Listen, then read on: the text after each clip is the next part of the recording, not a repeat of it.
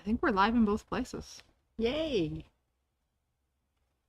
I can see you. I can see me. I don't have to see you. Okay. I can look at the camera. You can look at the I think camera. I can. I Yeah, think I can. Yeah, I know it's hard. It's hard. It's hard to train yourself, so Yeah. yeah. So welcome to my sewing room on Pi Day. Pie day. We have pie. Yes, as everyone should on Pi Day. Uh-huh. For those of you unsure of what Pi Day is, you are missing out. Pi Day is the most fabulous day of the year. I understand it is also a special day in your life. Yeah, so deep down inside, I am a giant math nerd. Giant math nerd. I told some friends in the latter part of university that the perfect man for me would think that getting married on Pi Day was the best idea ever, and that's how I went about finding a husband. that was on the questionnaire at the beginning. What I want to know is, how did you manage to have 3.14 kids? I didn't have 3.14 kids. You have 2 kids and a dog and a cat. Oh. That works out. Yeah, the dog weighs about the same amount as a small child, and the cat does not. Maybe I have 3.14 kids. Yeah. So Pi Day is 3.14. If you do it right and you get married in 2015, you can go 3.1415. Mm-hmm. And then you just invite everybody to show up at 9:26 in the morning for the next couple digits. It was great. Oh, Anne's tuned in. Hi, Anne. Yeah, we're being silly here because it's Pie Day. I hope you're eating pie. Yeah. What kind of pie do you like the best? I was thinking about that, and I'm kind of thinking peach. Ooh. Yeah, it's a little different, but Yeah. fresh peach pie. Yeah. Fresh peach pie. Happy Pie Day. I think my all-time favorite is strawberry rhubarb. Oh yeah. Love strawberry rhubarb pie. I found a recipe for, it's a Martha Stewart thing, rhubarb pie. This is rhubarb custard pie. Super easy, and it takes that thing out of the rhubarb. Well, I like that thing that the rhubarb has. Okay. Where it bites back a little. I'm totally into that. Strawberry rhubarb would be up there. Mm-hmm. Really, I haven't found a pie I don't like. I would be thinner if I didn't like pie as much as I do. But that you don't need the sweet pies all the time. No. I'm Shepherd's pie. chicken pot pie. Chicken pot pie. That's what my ladies were saying this afternoon. Yeah. Chicken pot pie. Yeah. Yeah, all the pie Pretty is much good. anything in a crust. Yes. Yeah, It's all just an excuse to eat crust. Yeah, that's true. Yeah, doesn't matter what That's kind true. of crust. So instead of doing other things, we are going to do Quilt math. quilt and sewing math today. Yeah. Because quilt math makes my head hurt, and I don't know about you guys, but it probably makes your head hurt too. And But it's cool. sometimes we overcomplicate quilt math Yeah. and you get too deep into it. There's a lot of things that are more straightforward than you think. Oh, yeah. Yeah, So- for sure. One of the solutions is to always just buy a little bit more than you think, and then there's less math to do. Actually, that's how I was going to finish off. Oh man, I'm sorry. No, that's okay. Like, how do I know how much fabric to buy for my quilt? When in doubt, buy 3 meters. Oh, that's your magic number. Yeah, because you can do pretty much anything with 3 meters of fabric. That's fair. Yeah, that's how I always used to work. If I'm just gonna buy a fabric because I like it and I need a little bit, I usually buy 0.3 of a meter.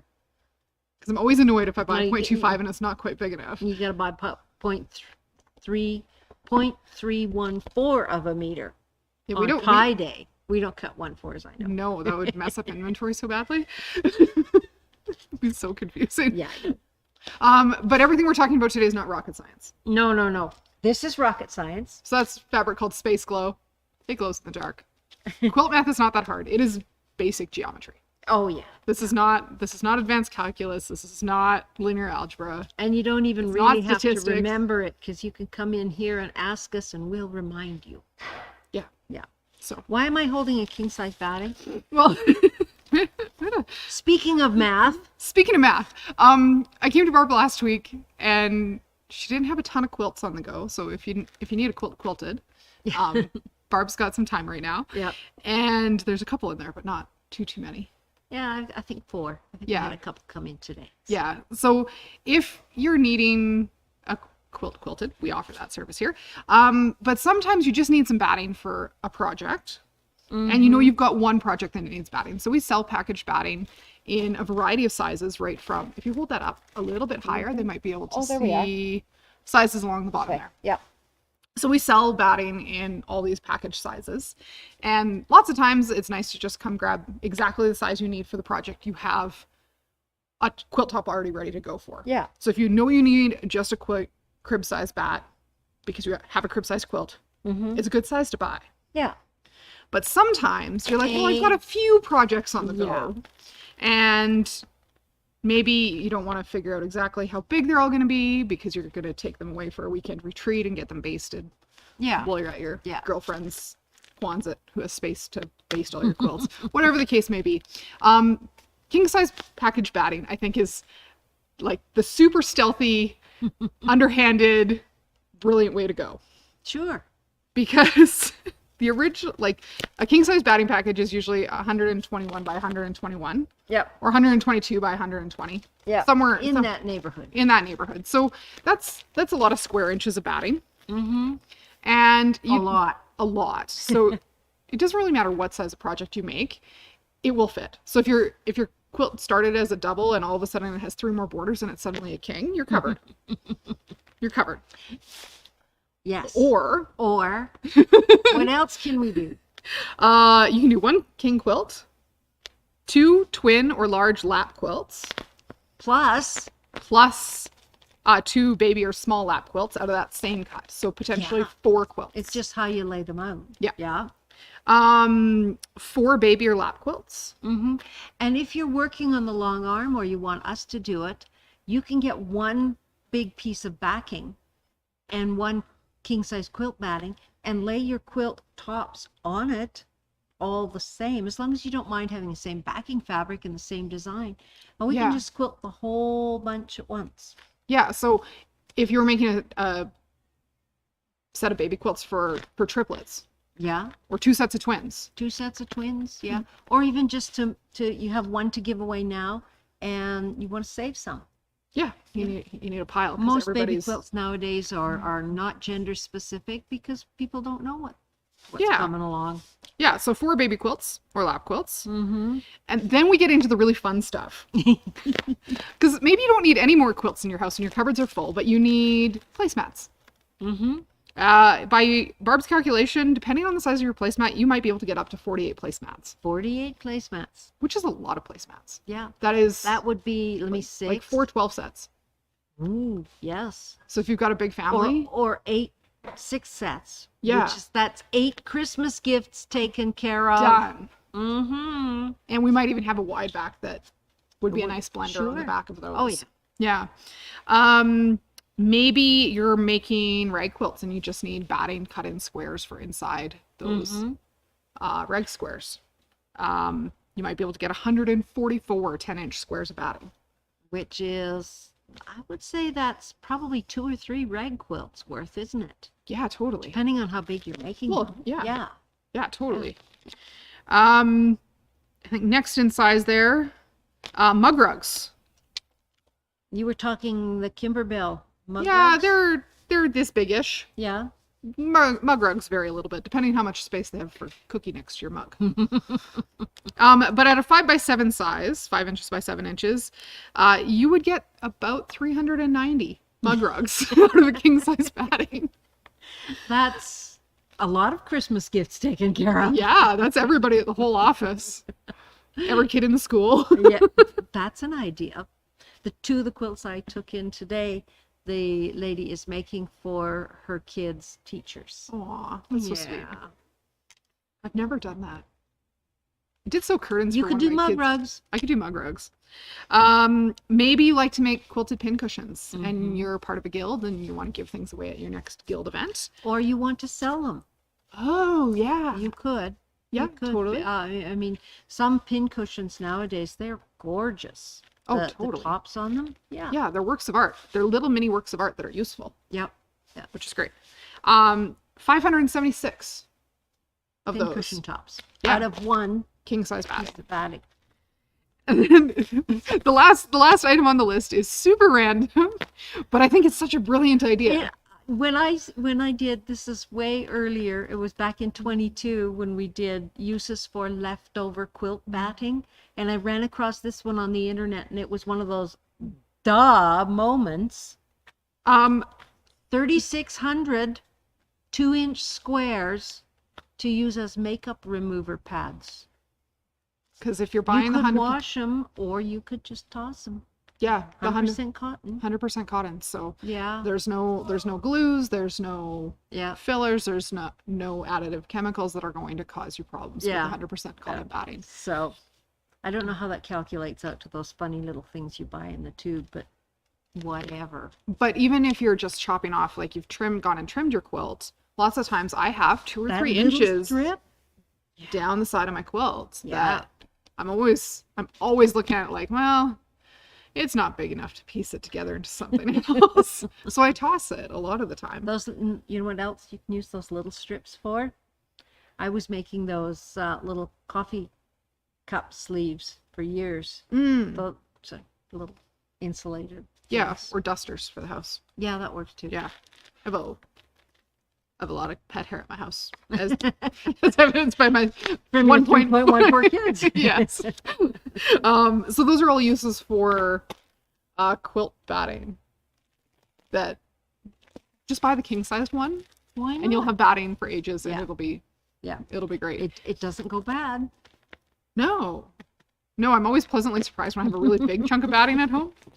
I don't always. Lots of times I cut it up into little bits. So that is package batting. Yay! Buy a little bit extra. It won't go bad. You'll find a use for it. Who's ready for more quilt math? I'm totally ready for more quilt math. Which one do you want to talk about? I don't see any calculus in there, Barb. Okay. Well, we can start with the most common quilt math there is. How do you figure out how much you need to put the binding on your quilt? Yes. We get asked that a lot, and it's really quite a simple calculation. First, you got to get a tape measure, and you measure your quilt.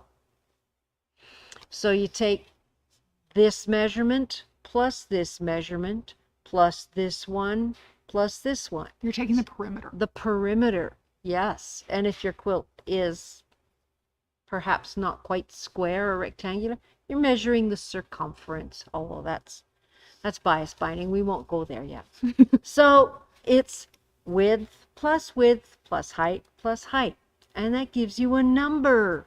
That's the total perimeter of your quilt. Most fabric, just like this great stuff here, comes standard. It's between 42 and 44 inches. Now we want to take selvages off, so we're going to say 42. So you take your number and you divide it by 42. That's going to give you usually a number with a few decimal places behind it. You're going to round up. You're going to round it up. So let's say it says 6.37. You're going to go, okay, I need 7 strips of fabric. Then you ask yourself, how wide do I like to cut my binding strips? I usually cut 2.5. Yep. So 2.5 inches. 2.5 times 7 gives me an inch measurement. Can you do that in your head? 2.5 times 7? 2.5, 5, 10, We just had time change. I can't. 15, whatever. It's going to be about 16, 17 inches, something like that. Yeah. Then you take your tape measure, because, you know, this is getting worn out. You take your tape measure and you find 17 inches on it, like this.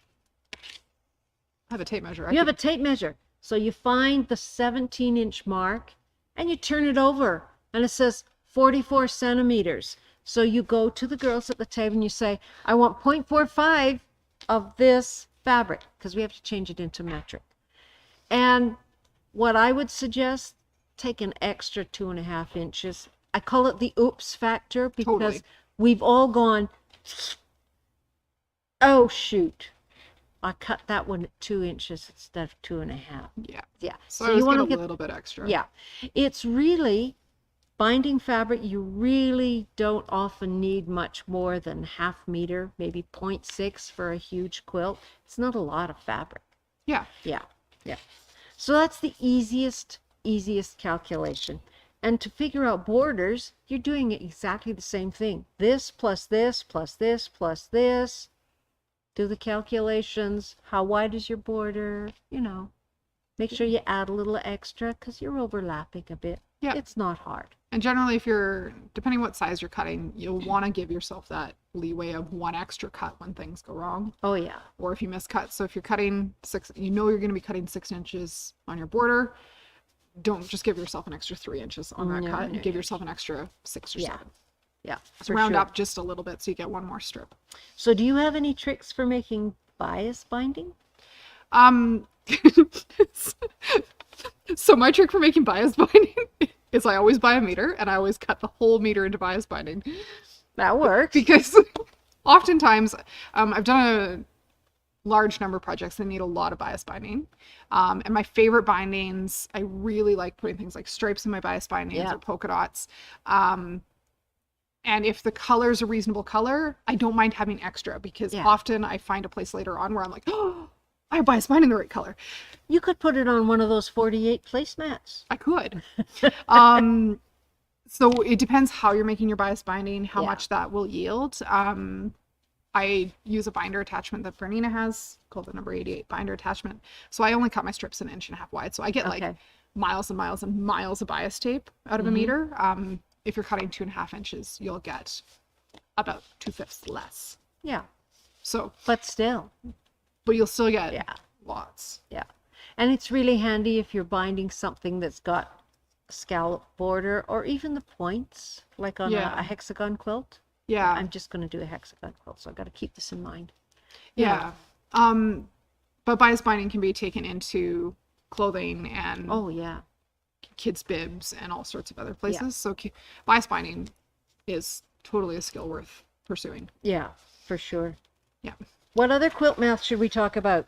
This is one of my favorites. Leah doesn't like it, but I do. Which is it? What happens if you have a favorite block and it's 12 inches? It's not super complicated piecing, but you would really like to use it in a quilt in a smaller size. Let's say a 6-inch block. I did a quilt one time. You've probably seen it if you watch all the time. Sandy uses it for her Sandy Lock Holmes. Oh, yeah. And the challenge was to make a quilt block in 3 different sizes. Now, I cheated and I used log cabin, so there was no calculation. But what if I had wanted to do a star or something? Yeah. How do you figure that out? It's really not hard. All you have to do is think in terms of that ½ inch seam allowance. No, I know it's a quarter, but it's a ½ inch on either side. It's a quarter on each side, so it's a ½ inch. So you just take your 12-inch block measurements and you read them. Cut your so many squares, 3.5 inches. Subtract the ½ inch because that's your seam allowance. Take that number, divide it by 2. So we're now to 6-inch squares because it's half of 12. And that's 1.5 inches. 3 divided by 2 is 1.5. Now add that ½ inch seam allowance back in. You're up to 2 inches. So you're going to cut 2-inch squares. Yeah. Do that for all the cutting instructions in your block. And now you've got a 6-inch square. It works mostly with relatively simple blocks. I wouldn't do something super complicated that way. Yeah. But it's just an easy way to think about it. This is take off the seam allowance, divide by 2, or let's say we're going the other way. You have a 6-inch block, you want to make a 12-inch, multiply by 2. Yeah. It's a little harder if you want to take a 10-inch block and make it a 12-inch. That's some complicated quilt math. That's when Leah would. I would get software. So there's a few different options for software that would help you do some of this math.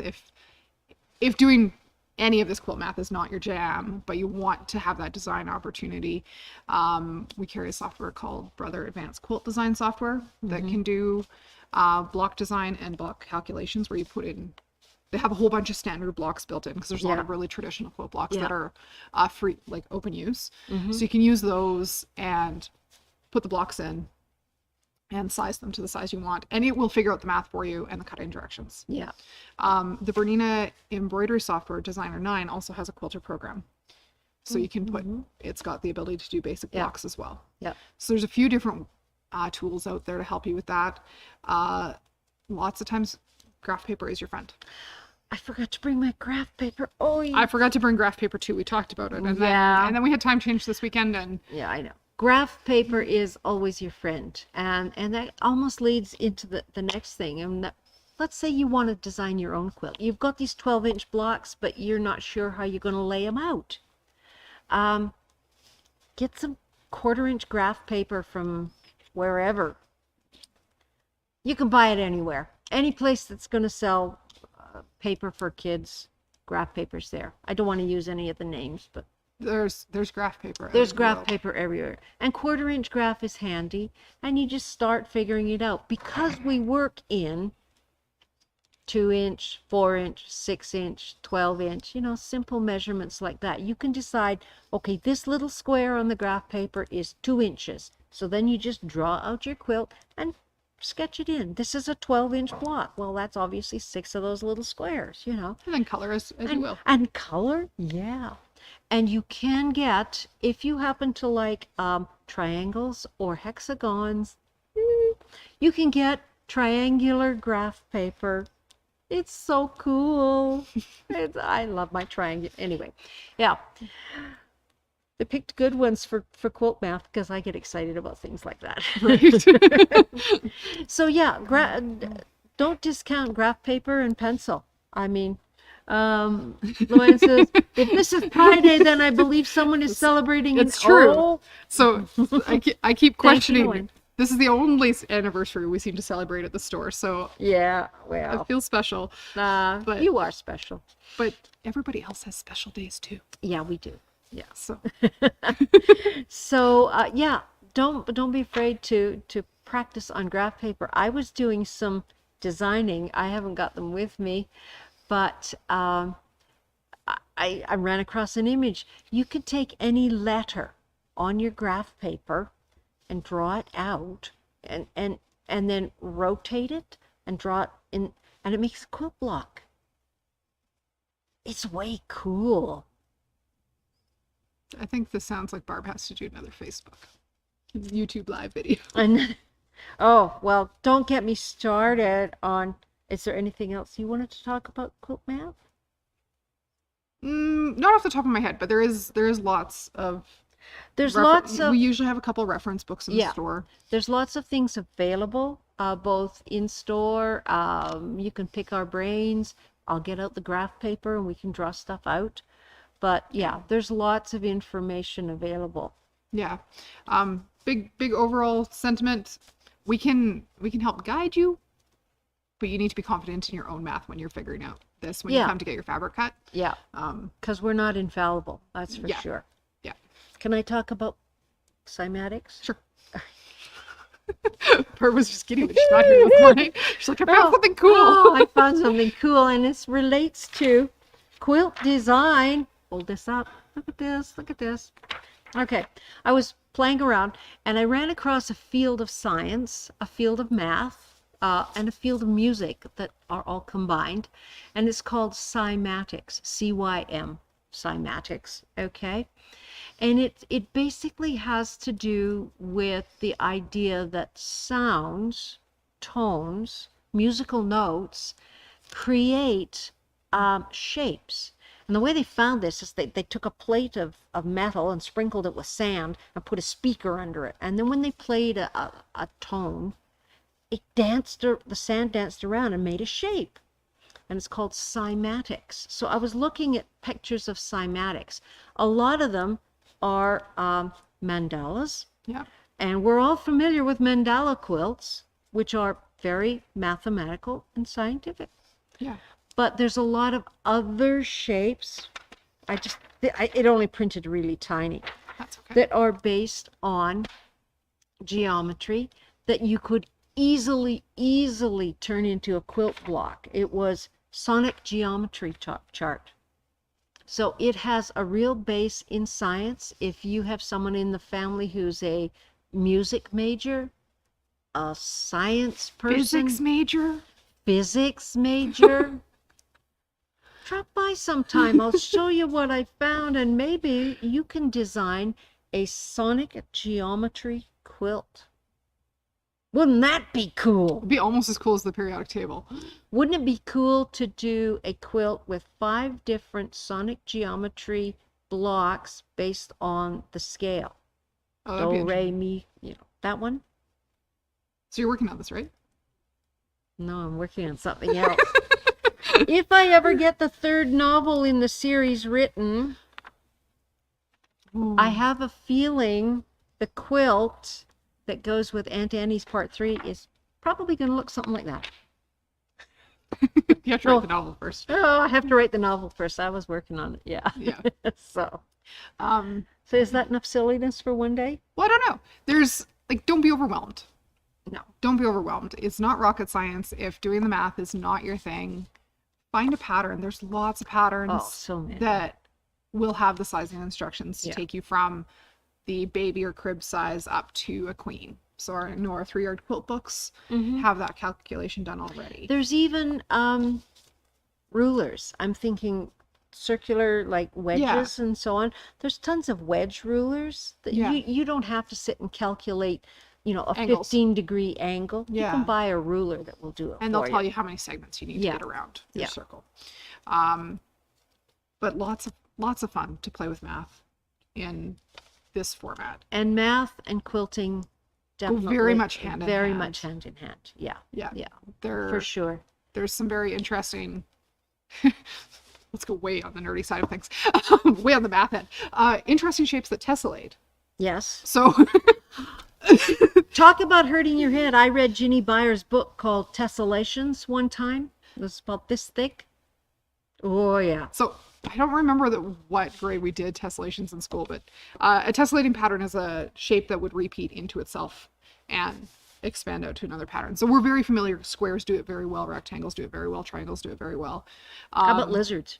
Yeah, That was the example. That was the example. yeah. Lizards. The schmuzzle puzzle. Yeah, yeah. Yeah, my mom had one. Jigsaw puzzle. A jigsaw puzzle is a very good example of a tessellating pattern. Yeah. Yeah. Hexagons tessellate very, very nicely. Pentagons don't. Mm-mm. They have to have. So interesting when you get deeper into the field of mathematics. Over the course of the last number of years, they've come up with a number of pentagons that do tessellate, irregular pentagons that do tessellate, and they're fascinating. So when I stop making English paper pieced hexagons, I'm diving into weird shapes of pentagons. I don't think we've lost anybody quite yet, but some eyes are starting to glaze over. So to make a tessellating quilt block, you take your square, you remove a piece of it here, and you stick it on there, and then you make more of them. And they'll all fit together. Yeah, that's all. That's what tessellating is. Yeah. Pretty simple. That's how us old people simplify math. Yeah, just cut it off. been a It doesn't fit. We'll It's just cut it off. It's been a while since I did simple math. Yeah. That's not what I did in university. but things like sound waves and everything, Yeah, it's super it's fascinating. it's So, fun. It's fun. Yeah. So So that's a little bit of quilt math. So in For math, Pi Day. For Pi Day. now, can we go eat pie? Totally. Totally. Let us know in the comments what your favorite type of pie is. Because I would like to know Mm-hmm. if we Sure, ever why have a Pi not? Day party. We Besides, should do that for next year. Is actually have a pie day party. and then we'd have to make circles. We could do all the things circular. That was the other thing we could do for Pi Day. We'll have to pick a different day for round stuff. Okay. Have a great evening, everybody.